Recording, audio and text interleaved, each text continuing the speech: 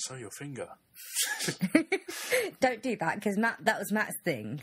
Yeah. His fingers at the ready. Now he's eating his hands. Like, what's he going to do with his... He needs his fingers. He's never going to be able to podcast again. I'll give him a mannequin hand, but I'll make it really annoying. You have to make it clickable. I'll give him 4-fingered mannequin hand, so we've always got that on him. Like, that'll annoy him so much. It'd be funny. How are you, anyway? All right, just a bit tired. I mean, we're a couple of weeks into January, Chris. I know. And plus I'm still missing that Christmas dinner that I never had, but... Yeah.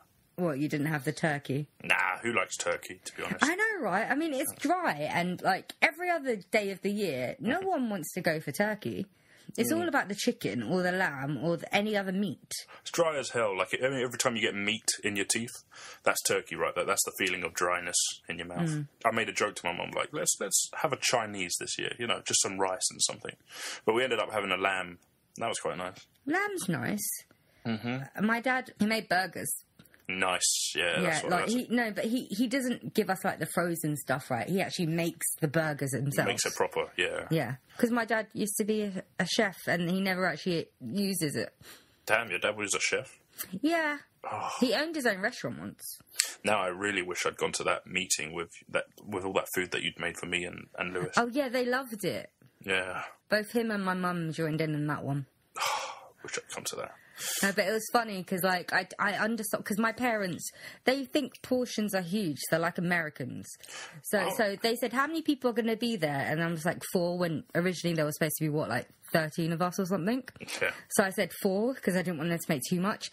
Yeah, they were still made way too much, and the leftovers were eaten by Bhutan the next day. Yeah, you still ate them all. Yeah. Nice it one, still Bhutan. got eaten. But yeah, they loved it. Nice. And, because they can't do spicy, because our friends are pussies, listeners. They're pussies. They can't handle any spice. So my parents had to make non-spicy curries. That must have been a bit hard, though, for them to do. No. My parents put so much stock into it, and I was like, it's food, okay, if you don't do it, it's fine. I'll just pick something up on the way home and pretend I made it. Yeah. Like when you microwave cookies and pretend you've baked them yourself. Oh, holy shit, that reminds me. I bought cookies yesterday, but I forgot they were in my packet. Dude, don't be eating during this, Chris. Oh, it's going to be so hard. Just because we were down in the well for so long without food. Just one bite. I went to Millie's Cookies yesterday. I love that. I like their, they have red velvet cookie milkshake. Oh, boy. It's milkshake. Oh, boy. Yeah, they crush it up and put it in a milkshake. I've once thought about buying one of those big, massive 14-pound cookies that you usually get for parties and making it double-layered and then just taking it home for myself. Well, you guys, I know you probably had no part of it, but you guys got me and Sumia that for our birthday one year. I did. You had no part of it, Chris, just admit it. It was my thought that counted. You didn't think about it. Lana Actually, dealt with it. I think that's what gave me the idea to get it for Cherry. Oh, your girlfriend. I thought you were I thought you were talking about cherries. I forgot you dated someone called Cherry. Yeah, so... But I had to take that shit on the train outside of London. All the while, it was just eyeing me, just tempting me to just run away to Oxford and just eat out there. For Lana's birthday last year, me and Matt just remembered, like 20 minutes before she was supposed to arrive, probably less than 20 minutes before she was supposed to arrive, that we hadn't got her a cake or anything. And we're at Westfields, so there's not exactly many bakeries there. So, but we walked past the Millie's cookie, and they had like a display giant SpongeBob cookie. And that's perfect for Lana, isn't it? And they said, you know what, we'll buy that one as it is. And they said no, because that display, it's been sitting out all day. I'm just like, you don't know who we're buying it for. She's not going to give a shit. And they wouldn't sell it to us, so we had to sit around and wait while they just gave us the basic Happy Birthday Lana ones. Then again, you had surprise on your side. Like you said, you're in Westfield, so... Yeah, but the thing is, she was meeting us, and then she got there, yet because we were still there waiting for it to be done. We were avoiding her phone calls, trying to get her to go a long way around Westfields and stuff. And then when she arrived, we were just like, oh, this massive Millie's Cookies bag. Yeah, we got something for Matt's sister because she just popped out a baby. Yeah, but she didn't fall for it. She must have suspected something on her day. Oh my God, Chris, put the food down. It's so good. Put it away where you can't see it. Speaking of SpongeBob, did you know it's been cancelled? Has it? I feel like it's been going on longer than I've been alive. I know, right? It's kind of like up there with well, not the Simpsons. Simpsons is the granddaddy, but the Family Guys, the Odd Parents. You know, you think these things would be around for quite a while. That got cancelled a while ago. Did it? I thought it was still going. I'm pretty sure it's not going. It's like Arthur. Arthur's been going on Arthur forever. is still going, man. I know, right? And I'm so happy about that for some still reason. sit down and watch episodes sometimes. Do you? I'm not going to lie. I've YouTubed episodes. No, there's nothing wrong with that. Arthur's a classic. It's one of the original feel-good shows, and it doesn't stoop to a lowbrow level to do it. You know, It doesn't treat its kids' audience. It teaches like kids. It is. Yeah, it's good stuff. It's a public service show, you know. I say, hey, what a wonderful kind of day. Probably one of the first kids shows to learn to work and play, hey, and get along with each other. Oh man, you got to listen from the heart. It's awesome. Anyway, today's subject. What are we thinking of? I don't know, Chris. Do you wanna spearhead this one? I will indeed. Yeah. Oh, will you actually? Yeah. Why not? Did you actually research it? Well, I know a little bit about it, but I don't really researched it, no. Oh, okay, I got excited. My knowledge doesn't go deep on this. But today we're talking about the curse, a famous curse within Hollywood, and it affects basically every iteration of this character. We, of course, are talking about the Superman curse. And now it's kind of like, not quite like the legendary Bruce Lee curse, where actors die. Well, the Bruce Lee family died, but it's more about the actual character itself, where every person who has played Superman has either died quite recently after, or their careers have just ended as soon as they played this role. And we still yet to see it with Henry Cavill. Oh, I've got some words on him. Perfect. Well, but I think we'll start early. So the earliest version of Superman. You know what I think we should start with? Go on. Guess. Christopher Reeve? No. Brandon Ruth? No. Ooh. How about an intro song? Yes. Let's put that in here. Chris, are you going to do it this time, or shall I put it in? Do what? The intro music. All right. Intro music! Welcome to the Dorks Deduction Podcast, where we talk about stuff. You went to the school of Matt, didn't you? I did, yeah. That was a little bit of a Matt influence right there. Yeah, you miss him that much. He ran away from you, Chris. He ran away from you. Yeah, but I don't care. I mean, I actually saw him quite recently. Did you? Yeah. We went to Cambridge and looked at what could have been. You went to Cambridge? Oh, yeah, the place you guys missed. You missed it by just a few marks. Yeah, just a few. Just not like... Yeah, I was so almost in it. But I decided, you know what, I'm going to, like, hang out with, like, the real people and people that have a lower level of intelligence. Of course, yeah. Yeah, I don't need to be one of the elite. Yeah, of course. I mean, I actually rejected them. They didn't reject me. We all believe you. Yeah. I'm the type of person that doesn't apply for stuff because I know I'm going to get rejected. Because there was a sick form that I was going to apply for. And then I looked at the grade boundaries. And then I'm like, I probably could do it, but I don't want to work that hard. So I'm not even going to bother applying for it. Yeah? Yeah. Because they wanted like A's and B's. And I was like, yeah, if I just like studied a bit, then I'd probably be able to get in. But I just didn't. You know, there's a quote from Stephen Hawkins. And it's from him himself. People that brag about their IQs are arseholes. He's calling me an arsehole. I don't know, do you? No, I'm worse than an arsehole because I could be an arsehole, but I'm too lazy. Oh, yeah. So it's worse. It's worse, but at least you're self-aware, and that's more so than some people can say. Yeah. I have average intelligence without trying, so I always wonder what would happen if I could try. I'd rather be a self-aware fool than an arrogant, smart person. Anyway, should we talk about this darned curse? This darned curse. Yeah, well, like the one I really want to talk about is Christopher Reeve, of course. He's the Superman. He's probably the Superman that everyone goes to. But there is a Superman before him. We're going to go back to 1948, which was the star Kirk Alyn, the first actor to actually play Superman in live-action form, anyway. I guess you have that cartoon of him as well, but I don't really care about that. But he was pretty much the first live-action Superman. If you were to look up some of his pictures, his costume is the gayest thing ever. But he also, his suit actually has collars at the ends of his arms, what you'd expect on a Christmas jumper. Really? So it's like they didn't. I don't know if they knew Superman was going to be as crazy big as it would later on, but he's rocking some really tight pants. This is pretty much the earliest version of Superman. Nothing I've pretty much seen, but he seemed to have been typecasted straight after. It's not exactly a suffering of the career or a start of the curse, but after this, it kind of changed the direction of his career. So he was pretty much nothing else but Superman, or, Superb. It even had a parody called Superb Man, the other movie. So he also ended up as Lois Lane's father in the latest Superman films, the Christopher Reeves ones. Oh, did he? Yeah. That's awesome. And but then he died of Alzheimer's. He died. Don't talk to me about stuff when you just said typecasted. I don't care. I know you do. Yeah, he died of Alzheimer's in 1999, but he was 88, so he was fairly old. But then again, you don't know how long the Alzheimer's has been around, so he could have not lived much of a life. Yeah, and plus it was pretty shit back then as well. So, But next up is George Reeves, who is pretty much the classic Superman.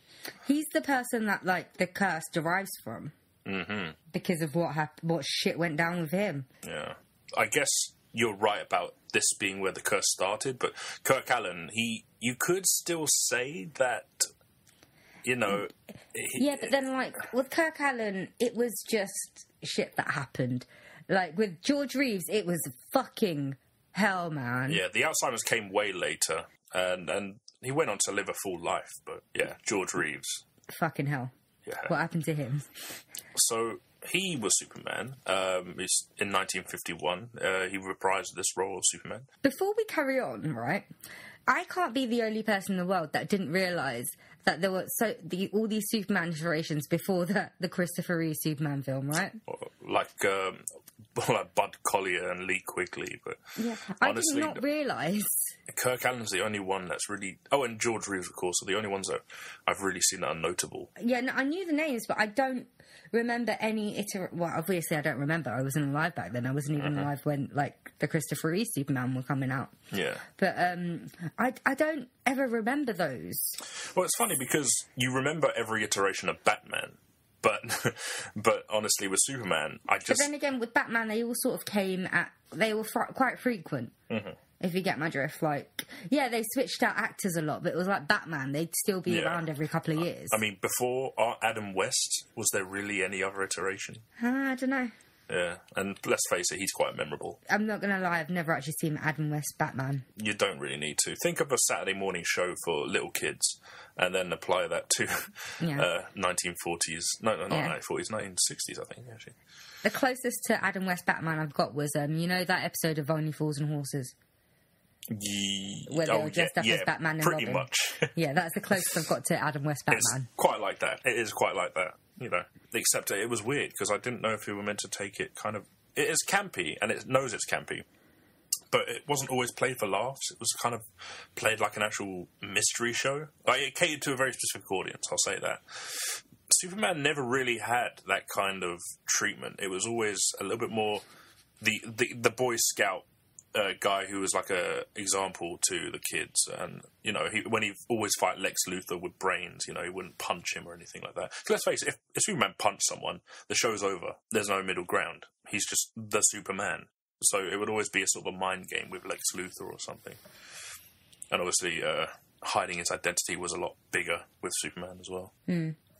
Anyway, George Reeves, he sort of suffered a similar fate to Kirk Allen in that he was always associated with that role. I mean, it didn't matter what he did. I mean, he even tried to produce his own shows, but it all just sort of went to shit because it wasn't him playing Superman. Yeah, and then other shit happened where he sunk into some sort of depression. Allegedly, on June the 16th, 1959, he committed suicide. Allegedly. At the age of 45. 45, yeah. And I say allegedly because the gun that he apparently used to kill himself didn't have any fingerprints on it, including his own. And also, there were rumours that he was having an affair with the wife of an MGM executive. Yeah, and if you don't know MGM, then go away. But then again, back in those days as well, you know, they could have been like monsters they in were their in own line right. with, like, Al Capone, man. You Yeah. don't mess with the movie studios. Exactly. They were probably just down the road as well. So Yeah. you've got some serious balls. You have to be Superman to fuck with one of their wives. Yeah, it's very strange, and also to come around that time as well. Yeah, so he was 45. He apparently... Well, it's actually officially a suicide, but yeah, that's where there's loads of conspiracy theories because there was no fingerprints and of all those rumours. Mm-hmm. So that's what kickstarted the whole curse thing. Yeah, that's when it started. It was just an unfortunate event, but you know, You don't know if it's an unfortunate event. It could have been a curse. At the time, you know, we didn't really have that legacy, so it was just Reeve. What a terrible way to go. And then Christopher Reeve, and he pretty much came on the scene. He's the pretty much the Superman that we all know everyone thinks and we of. all loved. Yeah, exactly, and for good reason. He really is the perfect looking guy to play the Man of Steel. He's so chiseled and good looking, but and not overly chiseled. You yeah. know? You know, and he's got a friendly physique about him, but you wouldn't find in, say, Cavill or even Ruth. Yeah.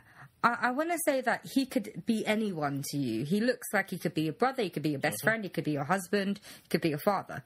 Yeah. You're that comfortable with him. You could go up to him and ask him what's the time and not feel not like now, you're wasting his obviously. time. But no, of course not. Come on. Yeah. But he feels like that kind of guy you could go up to and just ask him a simple question. You know, you wouldn't be wasting his time. You know, he's just a nice guy. And he was a nice guy off camera as well, apparently. Yeah. Yeah, no, apparently he really was. I mean, he had his own foundation and stuff. And that was even after the incident. Yeah, so let's get to that. Reeve was very closely identified with the character, and people started to love him. He made a sequel. I think it got up to about film 4. Wasn't The Quest it 5? for Peace. Was it 5? I remember it ending with Nuclear Man, and I don't really know if there's any others. Did we bother Googling it, or should we just wait for people to respond? And I was like, no, you got this wrong. We've got so much wrong over the years. It's absolutely fine. Oh, God, we've been doing this, well, for a while. The years. For a while. Christopher Reeve filmography. Because it's probably easier than looking for Superman. I thought it was just 4 films. Oh, wait a minute. You're right. It's 4 Supermans. Supermen that he was in? 4 Supermans? 4 Supermen? 4 Yeah, Superman he was in films. 4 Superman films. Yeah. But apparently he was also in Superman 2, the Richard Donner cut in 2006. Oh, so it was just a recut of the second film. Yes, I didn't know that. Yeah, apparently it's supposed to be Superman 2 is like the quintessential Superman film. Probably the best one, apparently. Okay. Even with the crap effects of them flying through the air like the snowman, it's You know still quite what? nice. I don't like talking about the special effects of old movies because we're in 2016. Obviously, their special effects are going to be looking shit compared to... Actually, special effects nowadays, I think they overdo it too much. They look pretty shit. It's still acceptable to talk it down about something if it's shit, and apparently some people thought it was shit back then as well. Oh, okay. I wouldn't know. I wasn't there. Yeah, well, it doesn't mean you can't criticise something. It was shit. Flying through the air like that, it's probably one of the best ways they could produce it back then. Was it wire work? It was pretty much just them on a panel with wind blowing in their face and a superimposed background.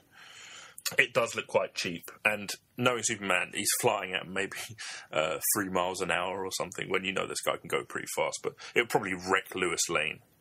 But then it does also... People always have to remember that it does have some of the biggest plot holes and deus ex machinas that you can put in film just to retcon everything that went wrong. You've seen the films, right? Yes, but Yeah. many, when I was a child, so I probably don't even remember much about it. I think one of them was in order to make Lewis forget about everything, he kisses her, because all of a sudden he has amnesiac powers through kissing. What? Yeah, and then there was another one where Lewis Lane dies because he had to make a decision between saving her or stopping a nuclear missile. So he decides to fly really fast around the Earth, which actually ends up turning time backwards. Oh, but they got that from the Flash, I think, because he can run... Flash can run so fast that he breaks like the space-time continuum, and then you can go back in time. Yeah. And apparently he can go forward in time now as well, according to the TV show, which I didn't know. The concept is a big retcon in Well, if itself. you break the space-time barrier, I guess, it's feasible. Yeah. I think Robot Chicken actually made a joke about his kissing amnesic powers, where he thinks, hang on, let me just go and do this to all my villains. And he actually saves the day doing that. But usually my kissing amnesiac powers is like roofies. Oh, that's nice. Yeah. That's why you don't remember last Friday. Oh, thank you for that. Yeah, I roofied you and let a dog kiss you. Oh. By dog, I don't mean like a really ugly person. I mean an actual dog. Oh, that's all right then. Yeah. Yeah, okay, ugly people are horrible. I'm joking. Beauty is in the eye of the beholder. Yeah, and only ugly people say that. No. That's not the first time someone ran up to me and said, "Hey, Quasi, how's it going?" What does quasi mean? Quasimodo. Oh, okay. Yeah. But going on, so those are the main films. I mean, Quest for Peace was even worse, but it's still fun. It's campy and it's fun, and it's Christopher Reeve, and you can have guaranteed a smile or a good time. And I think Richard Pryor was in one of those films. Yeah, and Gene Hackman was Lex Luthor, which, by the way, was kind of cool. Yeah, I liked those films. They were really awesome. Chris, have you forgotten what this episode's about? Yeah, I know, but you need to understand, people like banter, all right? People don't like focused, shitty, let's get straight to the point, whatever. But you know what? Some people do, some people don't. Like, you can't tar everyone with the same bloody brush, can you? So you can cater to a couple of extra people. Who cares? We're never going to get enough listeners to actually earn money from this shit. Exactly. So just enjoy it. We don't know enough people. And we don't advertise enough, because like, after I've done the social media, I'm just like, that's it, I'm out. I'll see you again next week.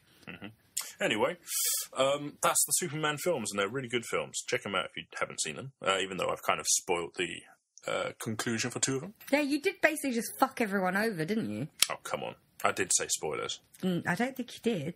I said, have you seen the films? Yeah, but you were talking to me, not the listeners. That doesn't mean anything. That could just mean, have you seen the films? No one listens to this stuff anyway, so who cares? This one's going to have Superman in the title. Just put spoilers. I think our like subtitle for the Dorks Deduction should be spoiler alert, because we talk a lot about television and film that we've watched, and we probably spoiled the shit out of it for some people. Yeah, so those are the main two Reeves. Yeah, but we didn't actually talk about what happened to Christopher Reeves. Yeah, go on. He fell off a horse and was paralysed because didn't he break 2 bones in the top of his neck? Yeah. And that caused the paralysis, and he had trouble breathing, and he died, like, how many years later? About almost 10 years later. So, yeah, he fell off the horse. Well, no, he didn't fall off the horse. The horse threw him off him, because horses are temperamental when people are on their backs. To be fair, this kind of like, I still think, the curse is pretty bad, and I jump on the bandwagon, but the actual event itself where he became paralysed happened almost a whole 10 years after, well, not 10 years, but what about 8 or 7 years after the actual last film he made? Yeah, but then also before that he did suffer the same fate as George Reeves in, what's the first one's name called again? Something Allen, Kirk Allen, Carl Allen. Oh, so, typecasting. Yeah, typecasting. So he sort of lacked a career, but he'd made like quite a few movies, so I'm assuming he a more successful typecasting, because let's face it, if you become Superman, it's like getting a good Christmas number one. You're always going to get played as Superman, or you're always going to get like played at Christmas. There's bad typecasting and successful typecasting. Yeah. Well, anyway, he suffered from being typecast as Superman for the years prior to his incident, which happened on May 27th, 1995. That was 2 days after my 3rd birthday. Oh, well done you. Yeah. And eventually he died on October the 10th, 2004. Well, that was from heart failure because of the paralysis. Yeah. And before we move on from Christopher Reeve, I mean, this one isn't like, she's not directly in Superman, but we can say there's a connection.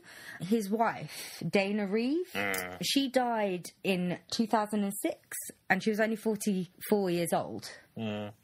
Of lung cancer. Yeah, of lung cancer, and their child was only 14 at the time. It's horrible. Yeah. And she wasn't even a smoker. She just... She wasn't. This goes to show you can't always blame the cigarettes. We also have the side actors as well. So you've got yes. Marlon Brando. Oh, yeah. We all know this guy. We all know what... I'm assuming we also know all about his personal life as well. Yeah, he's a bit of a sordid pervert.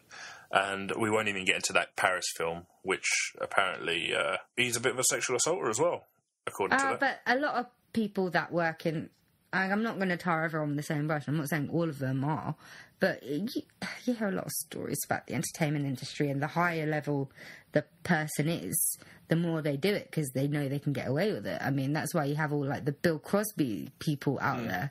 And, like, to harp on... I don't want to, like... bring it back to Jimmy Savile because we always seem to make inappropriate jokes, but the Jimmy Savile situation. Well, the difference with this one is that they did it for a scene. He actually assaulted a girl in a film for a scene. I doubt it was just for the scene. I mean, because, like, you know, you heard about that porn star a couple of years ago, James Dean, who has ruined, like, the actual actor James Dean for me. But apparently he was very violent during those scenes in pornography. James Dean, the pornography porn that he did. Okay, I'm not familiar with this guy. D-E-E-N, I think it is, rather than D-E-A-N. Yeah, I'm putting in the wrong Dean here. Yeah, so apparently he assaulted a lot of the actresses that he worked with. Really? What, just for his porn? I think it was just because he was in that situation he could take advantage of it. Yeah. Which is horrible. That's what a lot of people seem to do. Here's the thing with this Last Tango in Paris, which Marlon Brando was in. I'll just cover it quickly. The director is an Italian director. I can't remember his name. Jean-Pierre Lourdes. He was tasked with the scene of doing anal with a girl. And it was meant to be kind of him forcing himself upon her. And she was part of the scene. But this director said, I want you to use butter to lube her up. And apparently he did, and she didn't realise this was going to happen, but she kept doing the scene. She was also a young actress, and she realised that if she said no, they would just get another girl and she'd lose her spot. Yeah, which is also very horrible. Yeah. Apparently they say, Brando wasn't sure about this, and he kind of said, I'm going to do something, but he didn't tell her what it was. It was Bernardo Bertolucci. It's kind of stained him for me a little bit. It's a shame. It is a shame, but... yeah, it's just a horrible little thing to find out about. That's not even what I was going to say, because that's not like him being cursed. He was the one that did the horrible thing. Yeah. It's not a horrible thing happened to him. What I was talking about is his kids. Oh, yeah. Yeah, so he had like 16 or something ridiculous, a ridiculous amount of kids. Child support payments must have been a bitch. But his son, in 1990, he had a son called Christian, who shot his half-sister, as in Marlon Brando's other daughter, one of his daughters. Oh, crikey. No, he shot his half-sister's boyfriend. And his half-sister was called Cheyenne. She was, at the time, pregnant with the boyfriend's child. And in 1995, Cheyenne hanged herself. Bloody hell. Yeah, because of the depression that came from her boyfriend being killed by her brother. And her brother was locked up. And Marlon Brando went to... He actually... was like a character witness for him in court or something, saying that he should have paid more attention, blah, blah, blah, blah, trying to get him off on a life sentence or something. Yeah, I don't... apple doesn't fall far from the tree. Yeah. I don't really... I think he's a genius in acting. I don't... he was in the early years. Like, after a while, when he knew he was successful, he just didn't give a shit. Oh, yeah. He even forgot lines, or he didn't bother to memorise them and stuff. He didn't. He did not give one shit. But there are some good stories about the guy, and sometimes it's good to remember those too. Like, he did stand up for Native Americans in film, and he did fight for causes he believed in. But I guess it opens up to how dark real people can be. But then also, I do think a lot of celebrities and actors and stuff, they do that stuff for PR. So he could have easily been doing it for PR. Well, back in the day, it was a very unpopular thing to do. I mean, he didn't show up at the Oscars just to make that point, and he got booed a lot for it, and he got a lot of hate. So it might have been for PR, maybe he could see where the zeitgeist was going, so he knew that later on people would look back at him and think, wow, what a wonderful man. But at the time, he got scrutinised for it.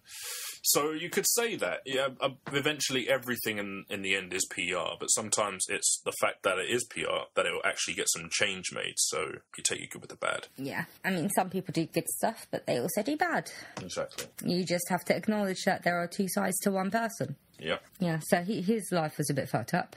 Another sort of connection would be Margot Kidder, who played Lois Lane. Played Lois Lane, yeah. Yeah. For me, I don't really see much other than, her bipolar, which a lot of people suffer from. She was scrutinised, though, wasn't she? Yeah, Not outright, but... No, but actresses in Hollywood, they get scrutinised. And to end up, she was on the Superman film, which is a lot of spotlight, and she was in multiple Lois Lane roles.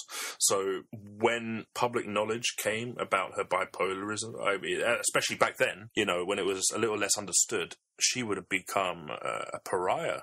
She would have treated horribly. The newspapers create rubbish today. Imagine what it would have been like back then when it was a little less unregulated. Yeah, I guess the experiences she went through when she was bipolar could be seen as related to the curse. But again, a lot of bipolar people, or a lot of people that aren't bipolar, have gone through similar or worse things. Yeah. I mean, because she thought her husband was trying to kill her. She chopped off her hair and she slept on porches and parks and stuff. Yeah. She was almost raped by a homeless man. Oh, God, I didn't know about that. So a lot of things happen, but fucked up shit happens to people every day. Yeah. And it's just a shame that mental illness in Hollywood is only really being understood now. And even then, it's not really being dealt with. It's just being shoved to the side. Like, look at Carrie Fisher. For a long time, she just took a backlight for writing different stories after Star Wars because she had breakdowns, didn't she? So it wasn't a very nice place to be. One thing I forgot about Margot Kidder. She was in a car accident in 1990, which left her temporarily paralysed. Bloody hell, so it's kind of coming full circle there. Yeah. Horrible. Yeah. But then we move on to one of the last people to be affected by this curse in the same franchise, this iteration of the franchise, with Richard Pryor. Who is very, very hilarious. Yeah, he's quite funny, I think he's funny. I like that Eddie Murphy was a fan. Yeah, Eddie Murphy. I mean, his seal of approval means nothing to me now. He clearly has no taste. I thought he had some good 90s films, Yeah, how long ago was the 90s? It's almost 2 decades. Almost 2 decades. Yeah, but I still like some of that stuff. He still has he came out at the right time for his early 80s, his 80s films. His 90s films, it was kind of like the wind down. He got in a couple of family-friendly orientated things. Things that will be remembered, though. That's the main point. Now, after it, it's like the naughties were unkind, putting him in shit after shit. No one gives a shit. I don't even know what he's doing now, honestly. Hopefully nothing. He's the guy who was once with Mel B now. That's about it. Probably for about 3 minutes. Yeah, spicy. That's not my baby. Is that your Eddie Murphy impression? Apparently so. Bravo. I quite like that. I could have done such a better Eddie Murphy. Oh, yeah? Yeah, I don't know. I've never practiced. I've never actually tried to be Eddie Murphy. Well, good first attempt, anyway. That is not my baby. When does he say that? I don't know. I feel like with Axel Foley... Oh, with... He has a bit of a higher pitched. With Mel B. Yeah. Yeah. Oh, I need to watch Beverly Hills Cop sometime. I haven't watched that in years. It's I really actually good. liked... I know people slate the one where they're in the fun fair. I actually liked that. That was the first one I saw, number 3. I know, right? It was the first one I saw when I was a kid, and I actually really liked it. I guess it's like...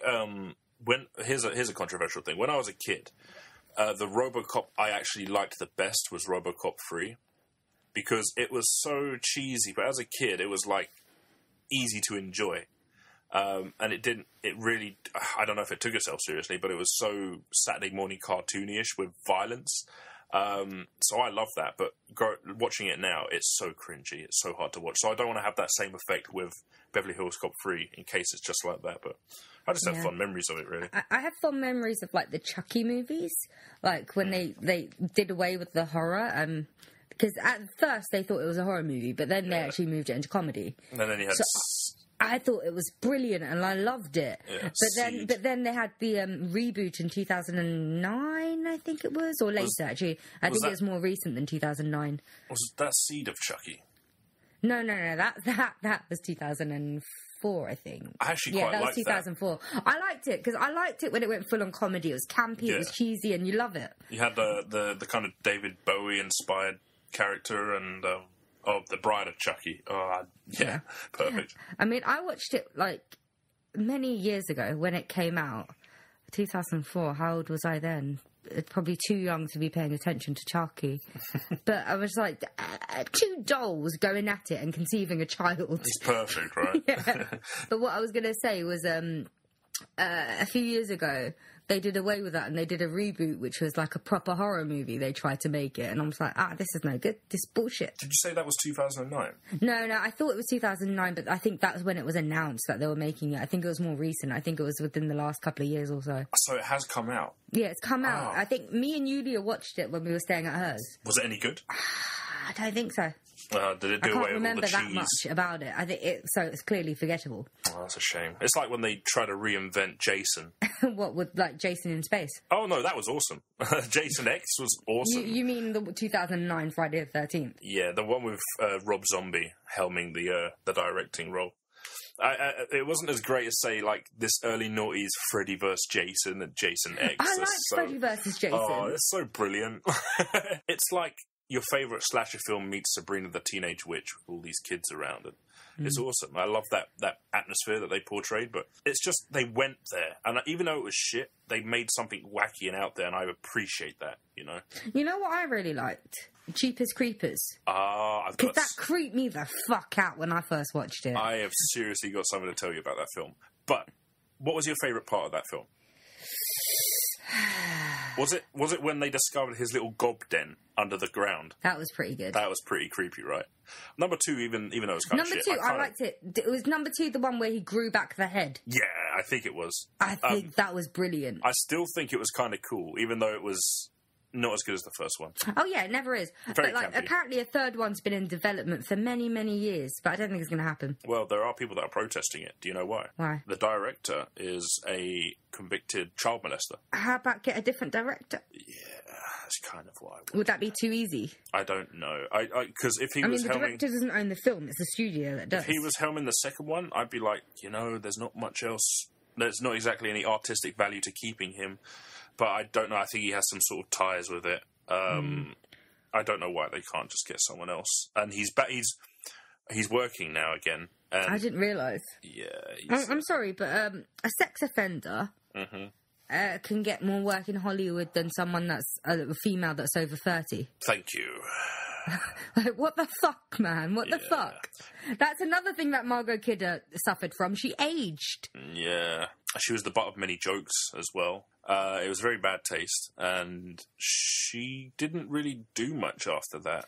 I think she just ended up doing like guest spots and stuff, because I know she showed up on Smallville at some point. Yeah. Oh, that's nice. Yeah. A lot of those Superman actors or franchise actors do that when it gets like a reboot. I mean, it's just a throwback, isn't it? Mm-hmm. Yeah, it's like, you remember this old actor that's now ironically playing this father? Yeah. I might be incorrect, but did Christopher Reeves show up to the New Adventures of Clark Kent and Lois Lane, or?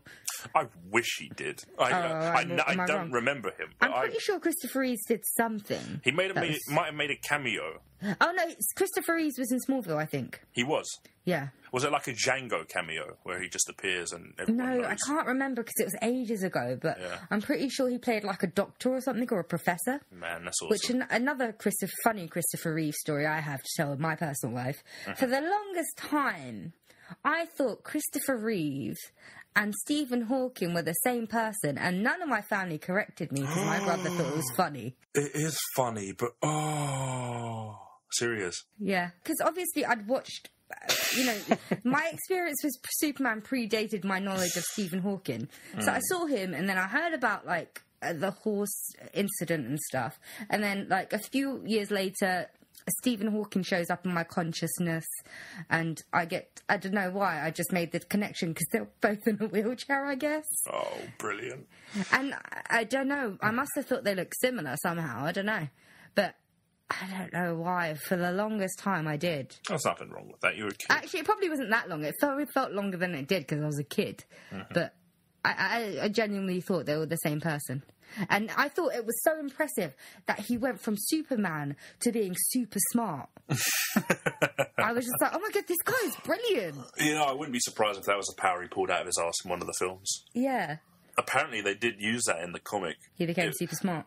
One of the big problems about the comic Superman is that you weren't given a full sheet of his powers, so he would surprise you with new powers, which is perfect if you're a writer doing this every week or month, because you got a problem that you need to get out of. Don't worry, I have super easy problem solver, number one, Yeah, so apparently he was also really good at science and math and would wow everyone when he had to get out of a problem. But it would be silly things like, oh my God, Superman, there's missiles coming at us. And he'll say something like, don't worry, it's 5 o'clock on a Sunday in Taiwan. Maybe if I shoot my laser slightly this way. And it's like the most technical science ever to get out of a situation. It doesn't make sense, but in the comic it's fine. See, they did that with Barry Allen, the Flash. Yeah. But his one made more sense because he was smart before he was the Flash. And then when he became the Flash, he was fast at everything. So he speed read loads of books. So he did a lot of learning. Apparently he could run around the Earth really, really fast in like a couple of seconds, but it could destroy him. It could probably destroy the Earth as well. Yeah. So think about like the wind and all the other elements that he's affecting by doing that. What if he runs into a plane? Theoretically, if he ran into a fly, wouldn't it kind of be like a bullet to him or something? Does that make his body more fragile, or everything around him like paper? Well, actually, no, because I think it will be the opposite. Like, if the fly was going incredibly fast and hit him in the chest, it'll be like, that's a bullet. But say, like, when you're running, if a fly hits you in the face, does it hurt you? No. You could just feel it. But apparently, I had this conversation with Daniel once as well, and he said that when you're going that fast... Conversations with Daniel, they never actually end up anywhere, do they? But yeah, he made a good point that when you're going maybe that fast, everything is accentuated to, magnified by 1,000. So one little pinch might feel... one little tap might feel like an extra 1,000 punches or something, It's hard to explain because we've never actually had to experience that, but... Yeah. But knowing Daniel, he ended up relating it to sex somehow, didn't he? No. No, but he made a good point, and I was actually on your side of the argument where I thought the fly would just get disintegrated and you wouldn't... It might feel like a bullet, but it would be less of... if the fly was at the same strength as Superman, then yeah, I'd get it. But the fly is not.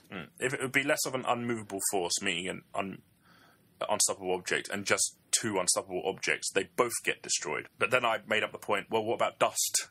What about molecules? Because if you think about a car accident, so if a car hits a bike, the bike is going to end up having more damage than the car.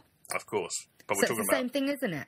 We're talking about crazy superhuman levels here. So yeah, but I know, but they all derive from something real. Mm-hmm.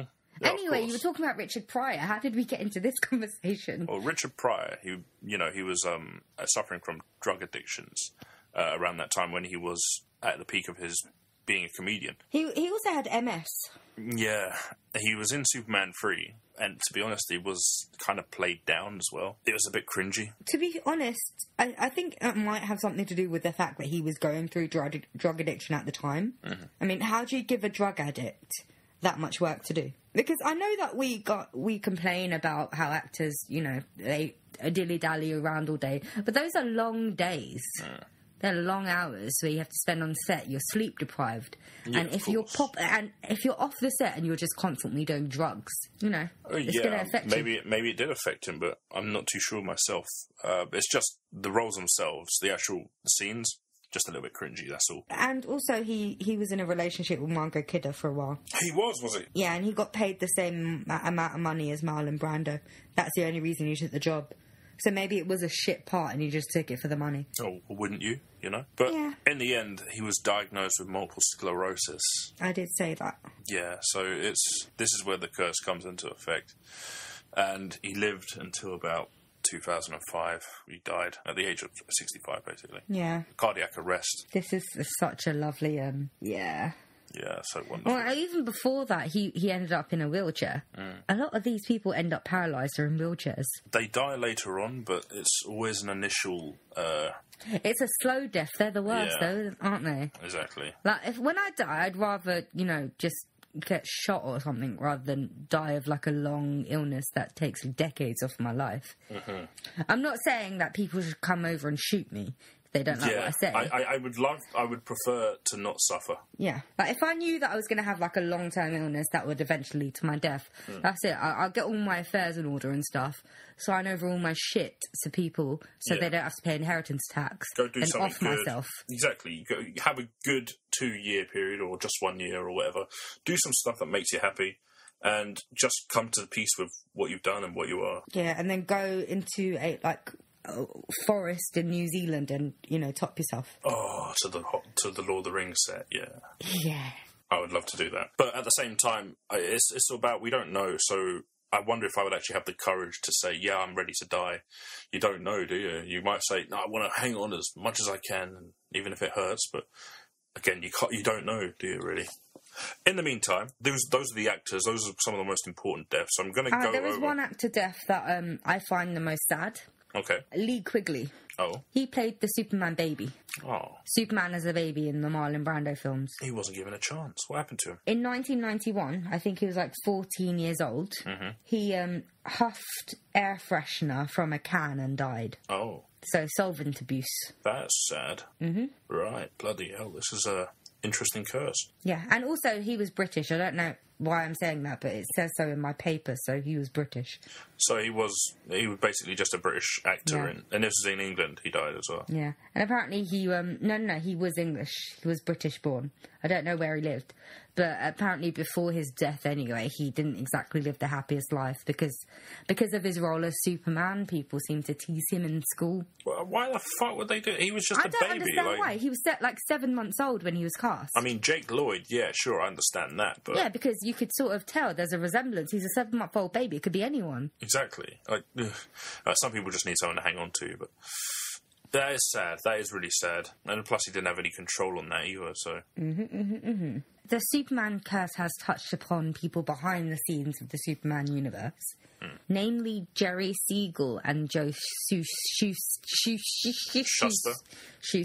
The writers? Yeah. Yeah. The creators. I think they sold their copyright fairly early on, didn't they? To Warner Brothers. And they got, screwed out of lots and lots of money. And eventually they got into court and they were allowed to get $20,000 to $30,000, I think, per year for the rest of their life, but they still died destitute. Apparently there's a rumour that Schuster ended up delivering packages to the DC building. And he got called into the office of an exec because he was embarrassing employees. Because he's basically the reason that they earn a living. Yeah. And he was given like $100 and told to get another job. Wow, that's cruel. Yeah, so eventually they did end up getting some money out of it, but it's not a lot for the amount of money that the Warner Brothers and all the higher ups were getting and DC were getting for it. They were getting peanuts. They still end up getting credited, but still. It's such a cruel thing. Like, they would have to have wronged someone to get mistreated so badly, or... Yeah, but then you hear about this all the time. It's like the Bill Gates Windows situation. A lot of companies do this. They buy out a good idea, and they play it down to the creators or whatever, make them feel like it's worth less. Yeah. And they buy it up for nothing and they just build it into a whole massive brand. Remember how we talked about psychopaths are always in control of stuff? Yeah. Yeah, there we go. I wonder if they're even aware of how dickish they're being. No, but psychopaths are the ones that succeed in business. And it's a business. There's also another behind-the-scenes ones that I don't actually know much about, but I'll mention it anyway. So there's a couple of brothers called Max and Dave Fleischer. Fleischer. They produced the Paramount Spider-Man... Why did I just say Spider-Man? They ended up producing the Superman cartoons...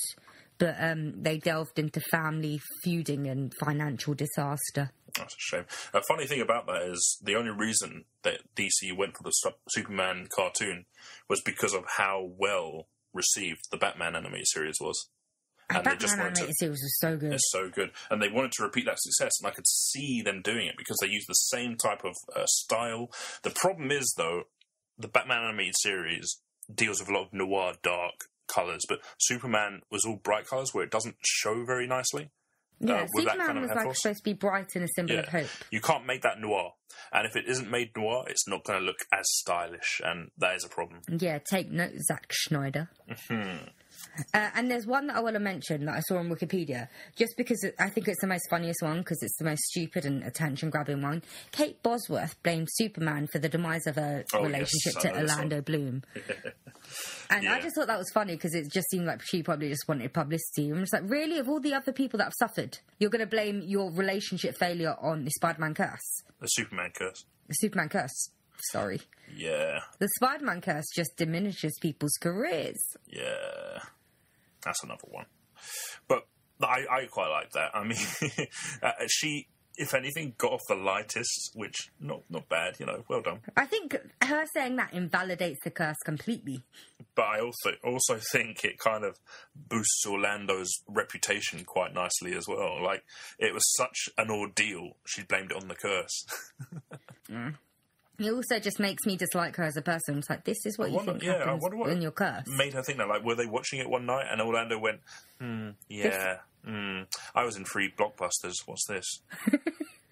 But that's Kate Bosworth for you. Anyway. I mean, you've also got, like, the Dean Canes and the Brandon Roofs of the world that played it. Brandon Routh.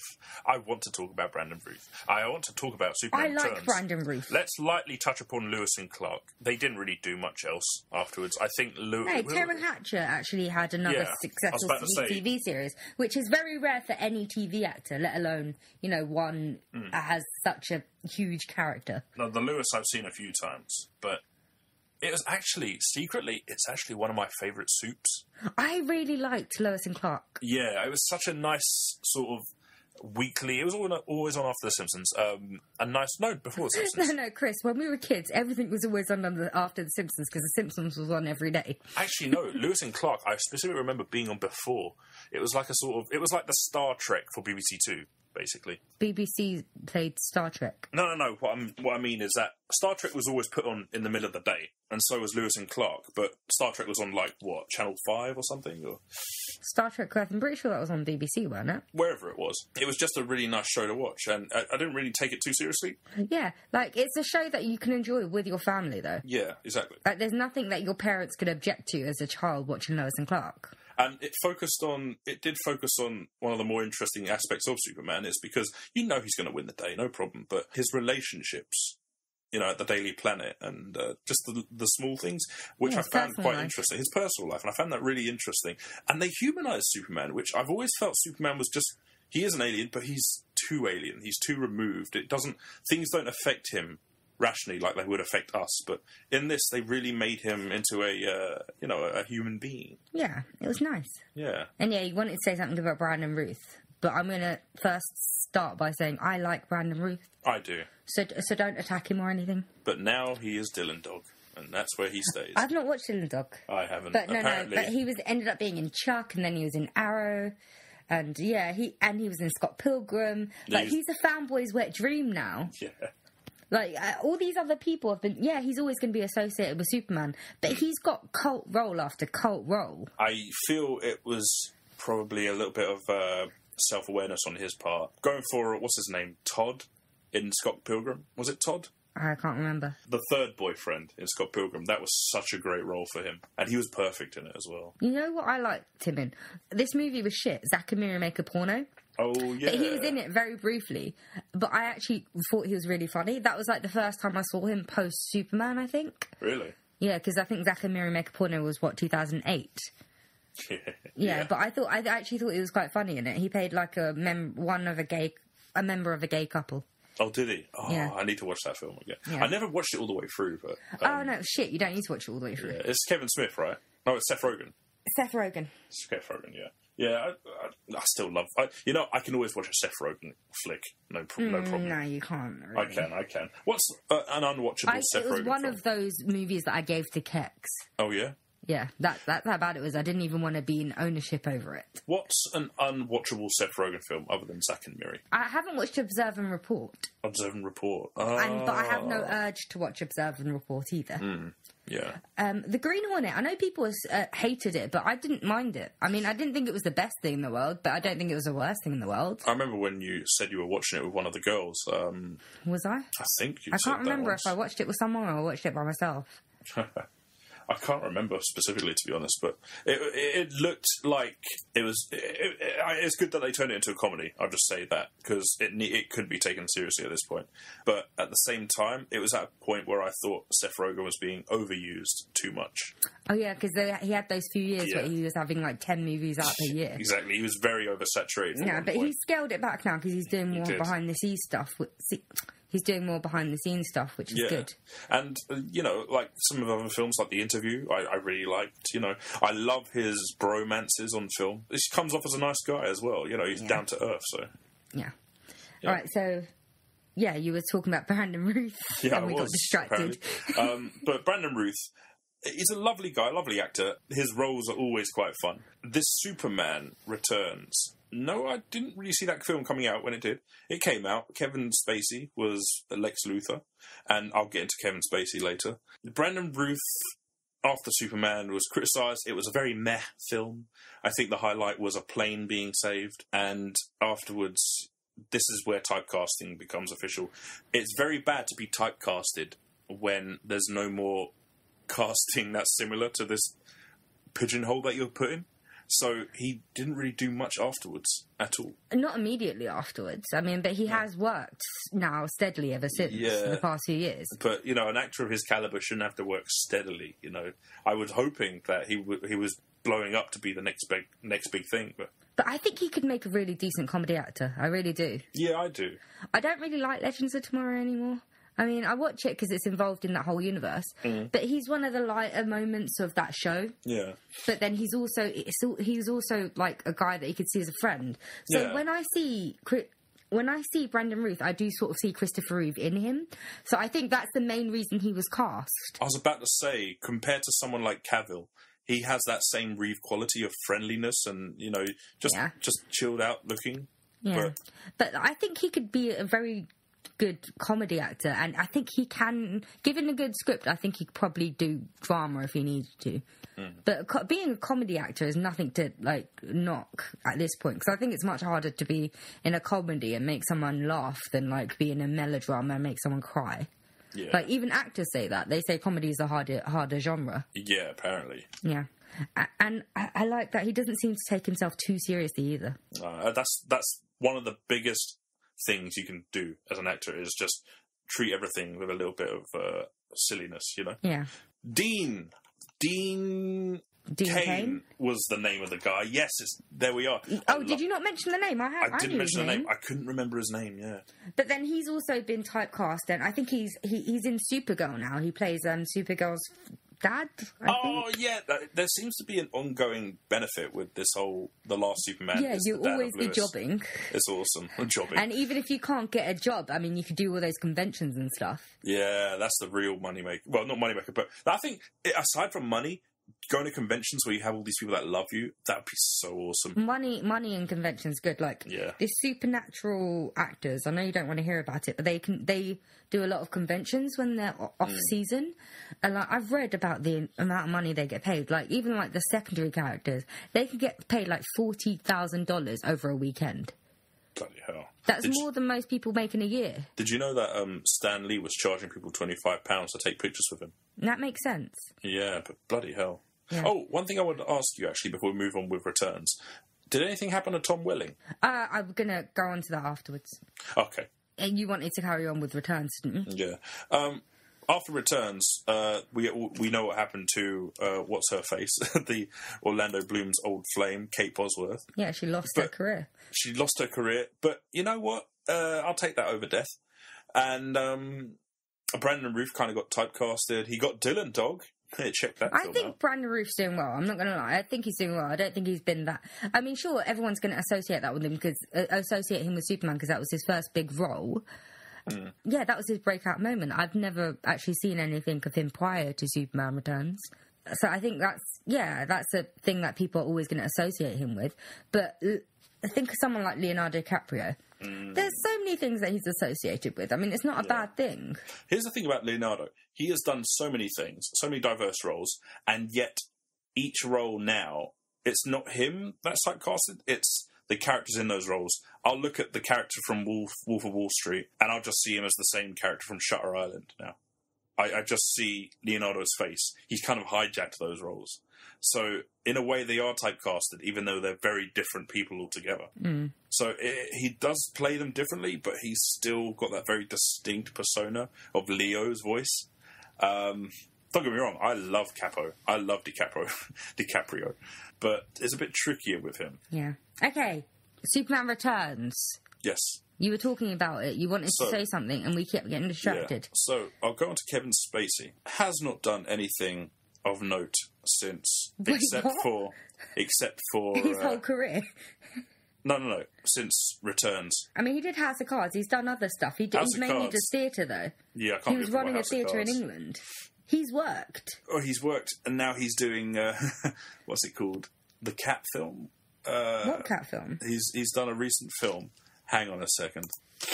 I don't know how you brought Kevin Spacey into this, because like when I think Kevin Spacey, I forget that he was in Superman Returns. Oh yeah, wrong. Because he's had such a wide, varied career. I mean, I don't associate him with Superman Returns. No, but he's also become a meme as well.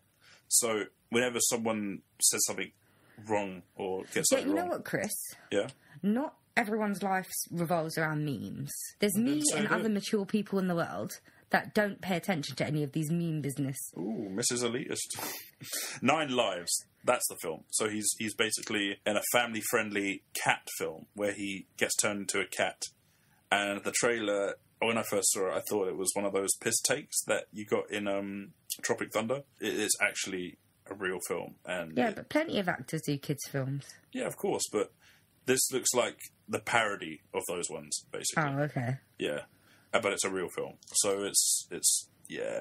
So you were saying he's cursed just because of one movie that he's done since? Well, I'm just trying to find everything I can.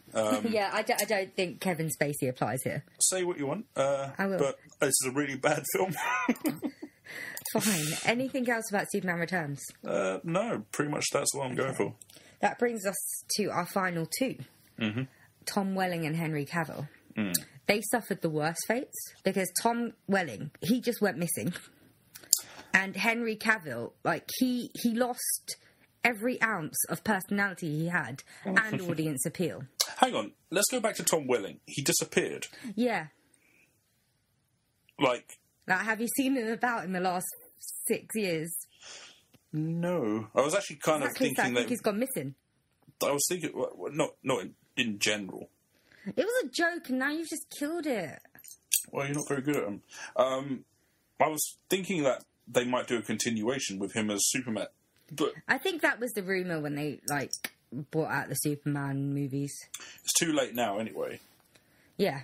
I mean, he was too old for it even when he was playing it. Which is a shame, because I only watched Smallville on and off a little bit, but to build it up for so long, even I would say, wasted opportunity there. But then Smallville, if you think relatively, it didn't have a huge audience. I mean, people our age watched it, but that was it. Cult. It had a cult going with it. But I mean, it doesn't. But it's questionable, because I still think there were a lot of people watching it. It was kind of like the Buffy. It did still have quite a lot of people following it, but it definitely had a very niche market. Buffy was more niche, but yeah. Buffy has already outlived Smallville. Like, who talks about Smallville now? No one talks about the brilliance of Smallville. Oh no! I think one of the reasons Tom Welling has suffered is because, first of all, he played Superman, and he's typecast, and he played him for 10 years, but it wasn't exactly the best iteration of Superman. So he played an iconic character in a subpar piece, and he was a terrible actor in it. I might have a theory about why he's gone. Every time you play Superman on the screen, that's when the curse activates, and the more it happens, the more it intensifies. Christopher Reeve, bless him, became paralysed because he played Superman 4 times. Tom Welling had 50-plus episodes as Superman. He had 200-plus. So, dying or having an illness wasn't enough. He's just been wiped off the face of the earth completely by the powers of the curse. That actually makes perfect sense. Yeah, because let's face it, he's probably had the most screen time, more than anyone, as Superman. And that's everlasting damage. That is true, actually. Yeah. Oh my god. Tom Welling spent more time as Superman than Christopher Reeves. He's just phased out of reality completely. Yeah. And Henry Cavill, I mean, he's not going to have a career after this. Because he's the most blandest actor I've ever seen on screen. Yeah, and also, even while he's Superman, no one will go out and see his other films. So what's going to happen when he's not Superman anymore? I'm sure his body would do would do him some justice. Like, because remember when he first came out, I'm just like, oh, he actually looks quite nice. He's the type of person I think I might be attracted to. And then he opened his mouth, and I'm just like, nah. No. And then I saw him as Superman, and I was like, double nah. He's British, isn't he? Yeah, he's British. Yeah. He's like too British. Remember my mum? We were talking about elitism before. Jesus Christ. Yeah. He's so posh. I think one of my relatives said he came off a little bit pompous. Oh, no, he is pompous. He seems fairly pompous to me. Yeah. But then again, people with that ilk usually are when they've come so far and they have a body like a Greek god. And it seems like he was that pompous from the beginning. Yeah. Do you remember that famous clip of Ben Affleck sitting next to Cavill? And they find out that the film Batman vs Superman hasn't done that well, and it kind of zooms in on Ben Affleck's face. Yeah. That one scene alone gave Ben Affleck more character than Cavill did, saying all those words, and Ben Affleck didn't have to say one single thing, and there was more character in his face. Yeah. And it was brilliant. It's one of the best clips of the year. So, what do you think about this Superman curse? Real or faux? I want to hold off until I see... Actually, that's the point. Until I see more of Cavill. We probably won't. They really are trying to speed things along with this DC universe. So I expect we'll see something more from Superman. But from what I've seen, not one Cavill Superman film has had a generally positive response. I'll say that. I actually meant... like, in general, do you think this Superman curse is real or not? Because we're at the hour and 16-minute mark, Chris, and I want to wrap up. I don't believe it's real, but I believe people make it real when they pass this stuff around. So the more, it's like that sort of psychology of the more you think something, the more you'll make it happen. So any small thing that happens to an actor, people will point and shout, curse, curse, even though it might just be something small or, just an illness that they were bound to get anyway. Yeah. So I think Cavill is going to start, because he'll have a lack of work, maybe, he'll be typecasted. His body, he won't need to keep it in shape that much. It'll start to sag a bit. People will see the sag and think, curse, curse, or something. I think people make the curse real. I don't believe in the curse. Okay. Well, with me, I'm just going to say Hollywood is a fucked up place. So the ones that are involved in the drugs and stuff, yeah, it makes sense. A lot of Hollywood are involved in drugs. It's just they're one with more public. The people behind the scenes, guess what? Creators and innovators, they get screwed over by the big businessmen all the time. That is a fact of life. Yeah. And with what happened with Christopher Reeves, it was a terrible accident. It happens. I mean, it's not a good thing, but it happens.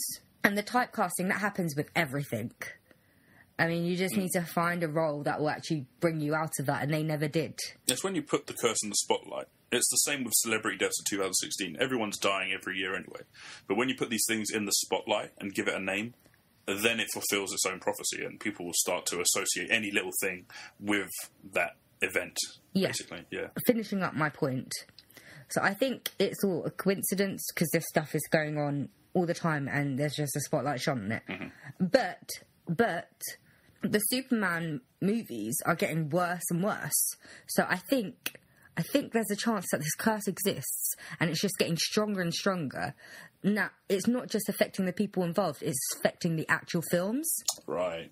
So that could be a thing. I could see that, yeah. Because they do does it not seem to you that they've just decreased in quality? It started off with Smallville post-season 2, and then you got the Brandon Routh Superman, and then we got the Henry Cavill Superman. I'll tell you this, I enjoyed Man of Steel more than I did Superman Returns. But I still haven't actually watched Superman Returns, and I don't actually... Oh, not Superman Returns, I was thinking Batman vs Superman. Carry on. Yeah. But in the way that DC is going, I do believe that something bad is happening to DC films, and it's not good. I think more so than anything, Marvel, through no fault of their own, just being passive about it, are having more of an effect on DC films than DC itself. Yeah, because they're always trying to one-up them. Exactly. And because they're trying, they're not doing it for themselves, and they're failing miserably, and it's horrible. Exactly, whereas Marvel isn't thinking about DC, they're just thinking about themselves. Exactly. And their brand. They're the trendsetters, and if they keep this up, they're winning all the time. So DC needs to do something completely different, which we thought they were going to do with their TV shows, and they kind of are, but we'll see where this goes. At the very least, I'm happy that they have their own area, and that's until Superman suddenly gets a series and fucks everything up as well. So, like, half the stuff you said in this episode is the Superman curse, and the other half is basically the DC episode that we did. Yeah, it keeps things interesting. We're talking about the curse of the Superman.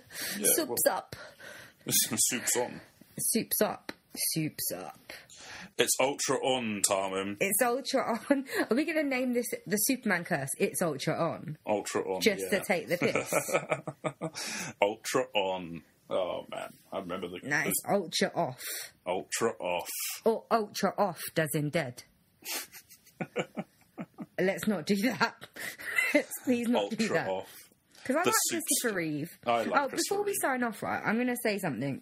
Maybe controversial. Okay. I didn't think Superman Returns sucked. I just didn't think it was good or bad.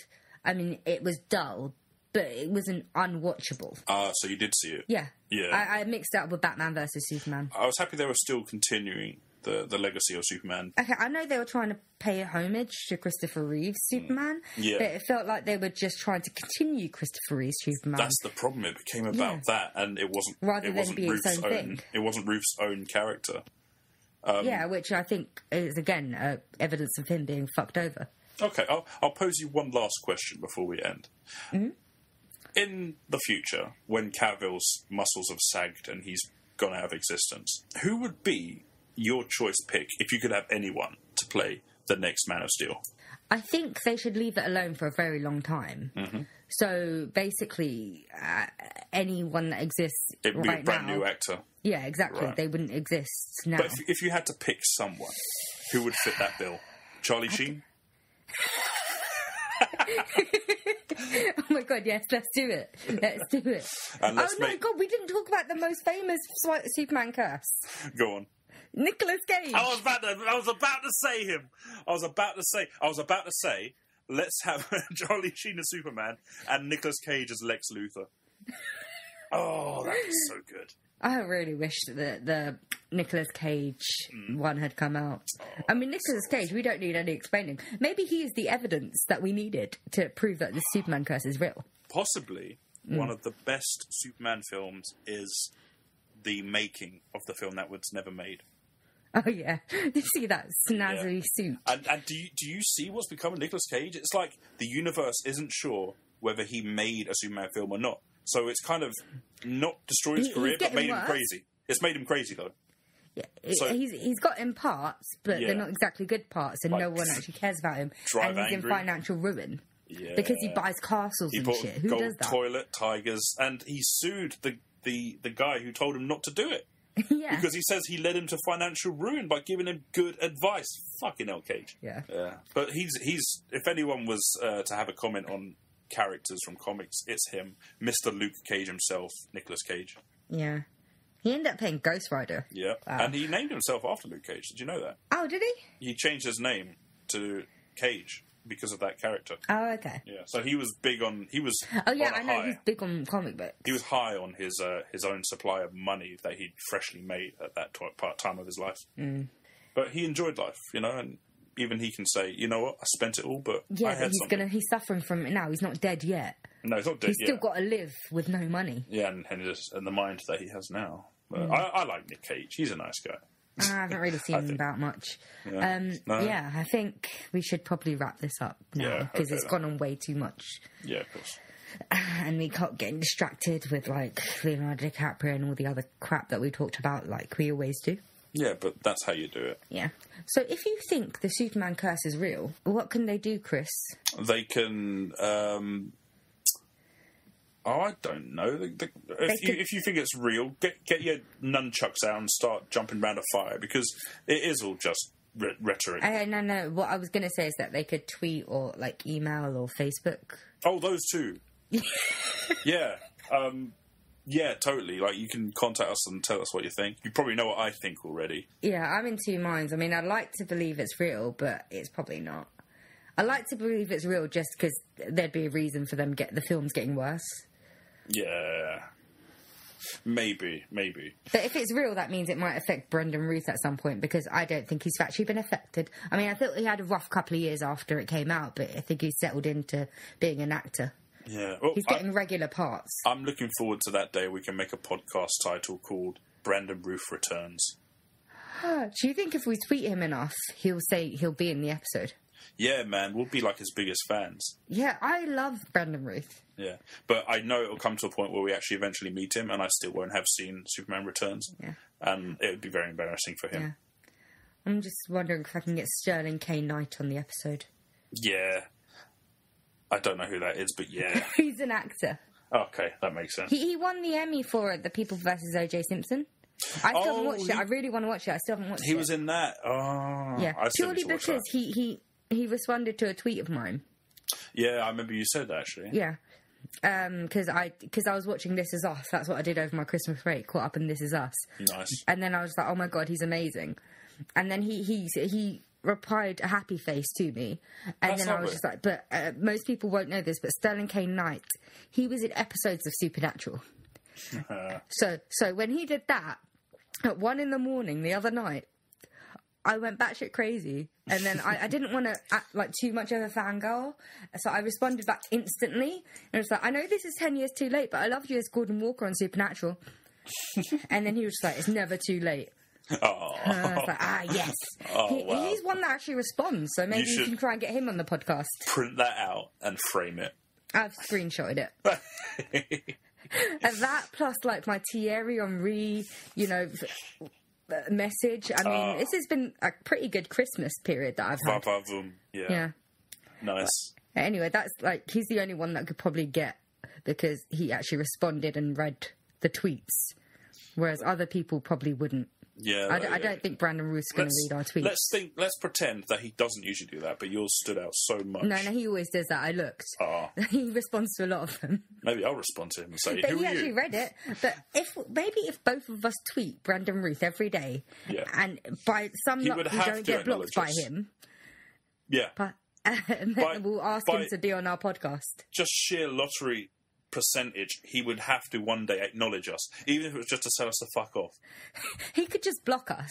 He could, but even then, he would have blocked us. He would have interacted with us on a personal level. So I would just see that as another win. How do you know if you've been blocked by someone? Do you get a notification? I don't know. I guess we'd find out when we try to send him another message. Probably, yeah. I think that's the ultimate way to block someone, is not tell them, so they keep sending shit. Oh my god, I think what I should do now is, while we're on, how about I send a tweet to Brendan Ruth saying, me and Chris. Yeah, do it. Get my phone. We really need to wrap this up, but we love it. We're live tweeting with Brendan Ruth. Yeah. Think you're the best Superman since Christopher Reeves. Whoa, yeah, okay. Well, it's actually true, though, isn't he? He's the best Superman since Christopher Reeve. I'm not sure myself. Who have you had in between? I like Dean. Oh, yeah. But we need to do something to get our attention. Get his attention, yeah. No, how about you think you've had the best post-Superman career? Is that sarcasm? No. Oh. Okay, do we say he's our favourite Superman? Yes. Yeah, even if it's a lie. Yeah, just get his attention, dude. And if he takes that badly, then that's his problem. Me and Fantastic Brick at Dork Seduction.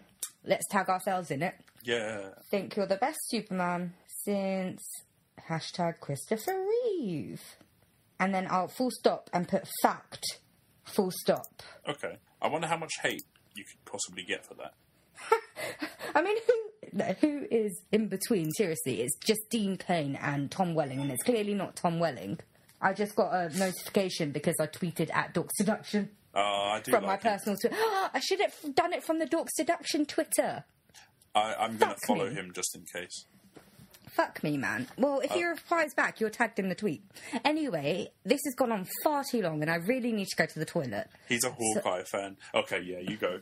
I need to go to the toilet, so we need to say goodbye. We'll update you guys on what happens, but in the meantime, have yourselves a lovely January. Yeah, if what's left of it, because we're a couple of weeks in, like I said, Chris. Yeah. It's definitely not the first week of January. Exactly. Okay, I'm going to burst, so goodbye. Lovely. Ta-ta, fans. Bye.